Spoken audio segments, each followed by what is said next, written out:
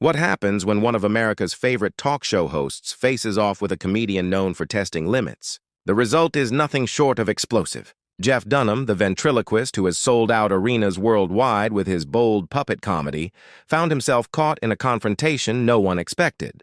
Kelly Clarkson, usually the image of warmth and charm, revealed a sharper side that left her audience stunned and her guests storming off the stage.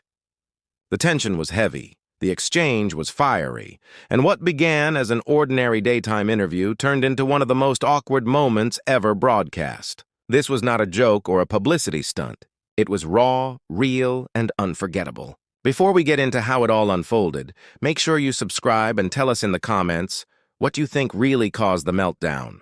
Was Kelly too harsh or did Jeff go too far? It began like any other episode. Kelly walked onto her bright, welcoming set to roaring applause, wearing her trademark smile that has made her a daytime TV favorite. The audience was full of energy, ready for lighthearted talk and laughter. When Jeff Dunham was announced, the crowd erupted. Love him or not, Jeff has a massive fan base, and many of them were clearly in the audience. He stepped out with his usual confident grin, holding one of his puppet cases and waving proudly. Kelly greeted him warmly, giving him a quick hug before they both sat down. Everything looked friendly and casual, two entertainers chatting about comedy, touring, and fame. Kelly started by congratulating him on his latest tour, asking how it felt to still be performing to sold-out crowds. Jeff replied with his typical charm, joking that he never imagined he'd make a living talking to himself through dolls. Everyone laughed. It all seemed fine, but then something shifted. Kelly's tone turned a little more serious as she asked whether he ever thought about how his comedy had changed or hadn't as the world evolved.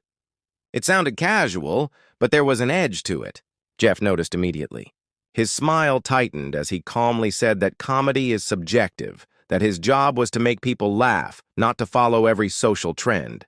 Kelly nodded but didn't stop there. She asked if he ever worried about crossing the line, about offending people now that audiences are more aware and sensitive. The word sensitive lingered in the air. Jeff leaned back slightly, defensive now. He said comedy was about pushing limits, making people a little uncomfortable to make them laugh, and that if comedians started worrying about offending everyone, comedy would die. The audience reacted, some clapped, others sat silent. Kelly's smile wavered before she asked if there was a difference between pushing limits and being insensitive, suggesting some jokes weren't edgy but lazy. Jeff's expression hardened. He asked what she meant. Kelly didn't back down. She said some comedians hide behind the word edgy when they're really just recycling old stereotypes, and that labeling something as a joke doesn't make it okay. Jeff laughed shortly, without humor, and said it felt like she invited him just to scold him. Gasps rippled through the audience. Kelly straightened up, her tone firm. She said she'd invited him for an honest conversation because she respected his success, but also believed entertainers had a duty to think about the effect of their words.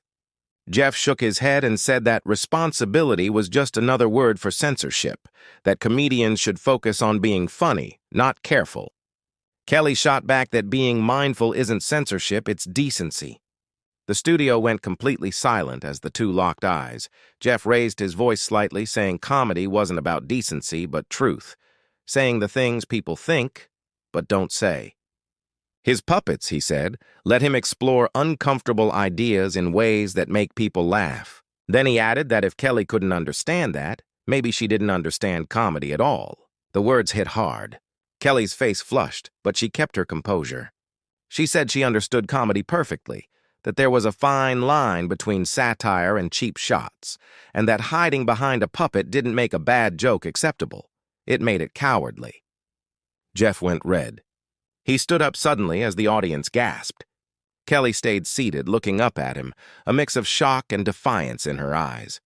Jeff pointed at her and said he didn't need to be lectured by someone whose career was built on being nice. Kelly rose too, saying that being kind didn't mean being weak, and longevity didn't guarantee rightness. Jeff snapped that people like her always thought they knew better, always trying to control others. Kelly replied that holding people accountable wasn't control, it was expecting them to grow. The tension was suffocating. Jeff glared around, then told Kelly he hadn't agreed to an ambush. Kelly said it wasn't an ambush. She'd just asked honest questions. If he couldn't handle being challenged, maybe he wasn't as confident as he claimed. That broke him. He grabbed his puppet case and started walking off. Kelly called out, asking if he was really leaving over a disagreement. Jeff turned back and said that the difference between them was that he made people laugh for a living, while she just made people feel good, and only one of those took real talent. The words sliced through the room. Kelly's face went pale. The crowd reacted with gasps and nervous laughter. Jeff kept walking, ignoring the chaos behind him. Kelly stood frozen, then took a deep breath and called after him, saying that talent isn't only about making people laugh, it's about connection and lifting others up. Jeff stopped, back turned before walking halfway back toward her. He said he'd been connecting with people for over 30 years, selling out arenas, giving audiences the freedom to laugh at things society told them not to. Kelly shook her head, saying that laughing at stereotypes wasn't brave, it was lazy, that real comedy challenged, not reinforced. Jeff's voice rose again. He said she lived in a bubble where everything was safe and predictable, that she wouldn't know real risk if it stood in front of her. Kelly shot back that at least she didn't hide behind characters. Jeff said his puppets were extensions of himself, that if she couldn't see that, it was her problem. The room was in chaos, some shouting, some silent. Kelly said his characters were caricatures meant for cheap laughs that hurt people. Jeff said punching down was just a way for people to police humor, insisting comedy had no rules. Kelly countered that art without awareness was chaos, that words have power. Jeff said kindness was weakness, that the industry was full of fakes. Kelly replied that honesty without empathy was cruelty, and maybe he'd forgotten how to be human. That struck a nerve. Jeff went quiet for the first time. He said she knew nothing about his life or struggles, and that it was easy for someone who won a TV show to preach compassion. Kelly's tone hardened. Nothing had been handed to her, she said. This wasn't about fame. It was about responsibility. Jeff scoffed that influence was just a buzzword and that he was there to make people laugh, not fix the world. Kelly stepped closer, saying that when millions watch you, you can't pretend your words don't matter. Every joke about marginalized groups, she said, told audiences it was okay to mock them. Jeff rolled his eyes, saying everyone claimed to be offended now, that comedy used to be fun but had turned into a trap. Kelly said she wasn't asking him to please everyone, just to think before speaking. Jeff said that if she wanted comedy to be harmless, it would become meaningless. Kelly replied that if he couldn't consider others, maybe he didn't deserve the platform he had. That silenced the room. Jeff grabbed his case again, saying the interview was over, that he'd expected a conversation, not an attack. Kelly said it was only an attack if he felt guilty, that she'd asked questions he should have been asking himself. Jeff said he didn't feel guilty about bringing joy, that he'd rather keep making people laugh than live in her world of judgment. Kelly said softly that laughter and kindness weren't opposites. Jeff didn't answer. He left for good this time. Kelly stood there, breathing hard as the studio sat in shocked silence. She eventually turned back to the audience, gathering herself.